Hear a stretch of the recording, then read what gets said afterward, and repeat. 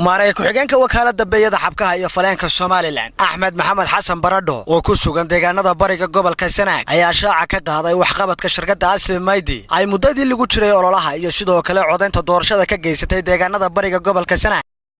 oo ay ka mid yihiin bulada Yube Dallaax Birxamar iyo ninku joog oo dhamaantoodba ka tirsan bariga gobolka Sanaag sidoo kalena wuxuu maray ku-xigeenka eedeymo soo jeediyay guddiga kaambeynka doorashada ee xusbiga kulmiye ee gobolka Sanaag waxaana isagoo arrimaha iyo arrimo kale ka hadlaya hadaladiisii kamid ahaa alxamdulillaah rabbil caalamiin wa bihi nastaciinu calaa umuuri dunya wa diin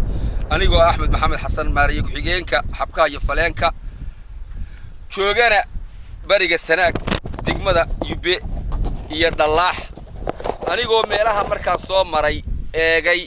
oo aan arkay shacabka waxaba yaraatee aan loo wacyigelin la samayn kulmiye wacyigelin kama samayn bariga Sanaag sideedaba sida laaligeed markaan meelaha waraysanay dadka la soo ururin meelahan aad looga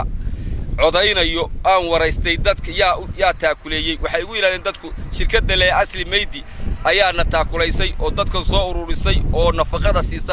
nafaqadana siisay xoolana noo qashay kuna celinaysa qof walba meeshuu ka soo qaaday meel buuna ka soo qaaday meeshii buuna ku celinaya sida laajiga Asli Maydi shirkadda anagu laftigeed markaan aragnay meelo fara badan oo Dallaax la yiraahdo Yube Birxamar ninku jooge Carmale shirkadaas waxay noo sheegeen dadkaas inay shirkadaas wax la qabatay kana qayb geysatay sida laajigeed markaan dadka aad waraysanay waa u bognay anagu shirkadda waxaan leenahay shirkadda aad iyo aad bay u mahadsan tahay waxaan si ku celinayaa kulmiye inay ceergaabo u soo dirto dad xaqiiq raadina sababtoo ah campaign la'aan baa ka dhacay ceergaabo taa waxaan jeclahay inay aad iyo aad kulmiye u soo dirto dad arinta u dhabagala ogaadana hawshaasay tahay